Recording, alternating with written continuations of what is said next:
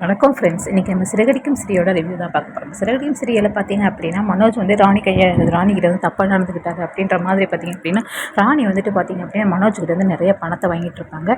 இல்லைனா வந்து கம்ப்ளைண்ட் பண்ணிடுவேன் அப்படின்றனால பார்த்தீங்க அப்படின்னா கடையில் இருக்க மிக்ஸி அதாவது வாஷிங் மிஷின் எல்லாத்தையுமே பார்த்தீங்க அப்படின்னா ரோஹிணி மனோஜ் கொடுத்துட்ருப்பாங்க. இந்த விஷயம் பார்த்தீங்க அப்படின்னா மனோஜோட ஃப்ரெண்டு மூலியமாக வந்து பார்த்தீங்கன்னா முத்துக்கு தெரிய வருது. முத்து வந்துட்டு பார்த்தீங்க அப்படின்னா ராணி ஏமாற்றி தான் மனோஜ் வந்து பணத்தை பிடிங்கிட்டு இருக்காங்க. அது உண்மை எப்படியாச்சும் வந்து வெளியே வர வைக்கணும், இதுக்கெல்லாம் காரணம் ராணியோட வீட்டுக்காரர் தான் அப்படின்ற மாதிரி வந்து பார்த்திங்க அப்படின்னா ராஜா ராணியை வீட்டுக்கு கூட்டிகிட்டு வந்துடுறாரு. வீட்டுக்கு கூட்டிகிட்டு வந்ததுக்கப்புறம் பார்த்தீங்க அப்படின்னா முத்து வந்துட்டு மனோஜை வந்துட்டு நீ வந்துட்டு ராணியை கல்யாணம் பண்ணிக்கணும், நீ தானே நீ தப்பு பண்ணதுக்கு உனக்கு அதான் தண்டனை அப்படின்ற மாதிரி வந்து சொன்னோடனே பார்த்தீங்க அப்படின்னா எல்லாருக்குமே கோபம் வந்துடுது. ரோஹிணி பார்த்தீங்க அப்படின்னா என்ன பண்ணிகிட்ருக்கீங்க, தேவையில்லாத வெள்ளம் பார்த்துட்ருக்கீங்க அப்படின்ற மாதிரி. மனோஜ் அதெல்லாம் முடியாது, அவங்களுக்கு தான் தாலி கட்ட முடியாது, நான் எதுவுமே தப்பு பண்ணலை அப்படின்ற மாதிரி சொல்லிட்டு இருக்காரு.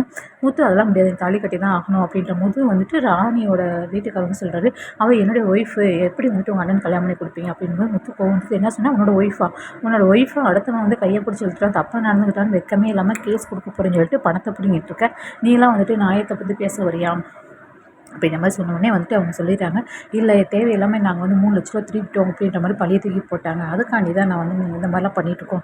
அவங்க கடையிலேருந்து நாங்கள் எந்த பணத்தையும் திருடலை, நாங்கள் சம்பாதிச்சு நல்லபடியாக வந்து வாழணும் தான் அந்த கடையில் சேர்ந்தோம், ஆனால் வந்து எங்கள் மேலே வந்து திருட்டு பழியை வந்துட்டு போட்டுட்டாங்க அவங்க 2 பேரும் அப்படின்ற மாதிரி வந்து சொன்ன உடனே பார்த்திங்க அப்படின்னா ஒரு வழியாக இந்த பிரச்சனை வந்து முடிச்சிருது.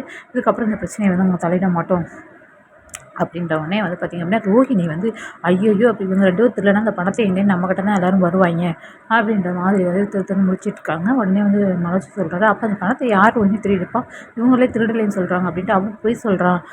நல்லா வந்து ஏமாத்துறவங்க தம்பி வந்து நம்பலாம், அதுக்காண்டி மனோஜ் நீ தான் நம்பலாமா, அவங்க எப்படி நம்மக்கிட்ட வந்து எவ்வளோ பொருளை வந்து ஏமாற்றி வாங்கியிருக்காங்க, உன்னிட்ட எப்படி மிரட்டியிருக்காங்க, அவங்கள போய் நல்லவங்க சொல்கிறேன், சரி அந்த பணத்தை மிரட்டவே விட்டுரு, இதோடு முடிச்சு போட்டோம் அப்படின்ற மாதிரி எப்படியும் நம்ம தப்பிச்சா சரி அப்படின்ற மாதிரி பார்த்திங்க அப்படின்னா இந்த ரோஹிணி வந்துட்டு அப்படியே வந்துட்டு மனோஜை வந்து மாற்றி விட்டுருது.